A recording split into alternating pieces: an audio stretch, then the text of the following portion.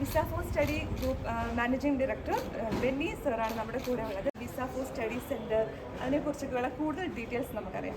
ഇന്നിവിടെ ഈ ഉദ്ഘാടനം ചെയ്യപ്പെട്ട വിസ ഫോർ സ്റ്റഡിയുടെ ഫോറിൻ ലാംഗ്വേജ് റെസിഡൻഷ്യൽ ക്യാമ്പസിൻ്റെ പ്രത്യേകത എന്ന് പറയുന്നത് ഇതൊരു ഗുരുകുലം മെത്തേഡിൽ കുട്ടികളെ പഠിപ്പിക്കുന്ന ഒരു കൺസെപ്റ്റാണ്. ഇത് കേരളത്തിലെ ഫസ്റ്റ് ടൈമാണ്. കാരണം എല്ലായിടത്തും ഒന്നെങ്കിൽ ഓൺലൈൻ അല്ലെങ്കിൽ ബ്ലൻഡഡ് ക്ലാസ് റൂമാണ്, ഓൺലൈൻ ലേണിംഗ് ആണ് നടക്കുന്നത്. അതുകൊണ്ട് കൂടുതൽ ടൈം എടുക്കുന്നു. കുട്ടികൾ പഠിച്ചിറങ്ങാൻ 8 മാസമോ 1 വർഷമൊക്കെ എടുക്കുന്നു.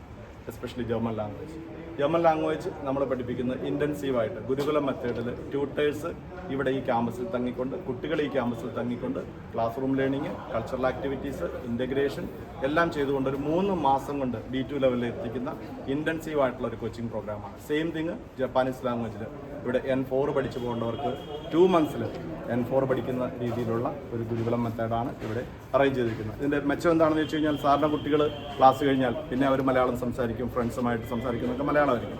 അതേസമയത്ത് ഈ ഒരു മെത്തേഡിൽ ഏത് ലാംഗ്വേജാണോ പഠിക്കുന്നത് ആ ലാംഗ്വേജ് മാത്രം സംസാരിക്കാൻ അവരെ പ്രേരിപ്പിക്കുകയും അത് ബന്ധപ്പെട്ടിട്ടുള്ള ആക്ടിവിറ്റികൾ, മൂവികൾ, കൾച്ചറൽ ഈവനിങ്ങുകളൊക്കെ കൊടുത്തുകൊണ്ട് ഇവരെ ഇതിലേക്ക് ഇൻ്റഗ്രേറ്റ് ചെയ്ത് റിയലായിട്ട് അവിടെ എത്തിക്കഴിഞ്ഞാൽ കൊളോക്കിയൽ ലാംഗ്വേജ് പോലും സംസാരിക്കാൻ പറ്റുന്ന രീതിയിൽ കുട്ടികളെ മോൾഡ് ചെയ്യുന്ന ഒരു പ്രോഗ്രാമാണ് ഈ റെസിഡൻഷ്യൽ ക്യാമ്പസിലൂടെ ഞങ്ങൾ ഉദ്ദേശിക്കുന്നത്.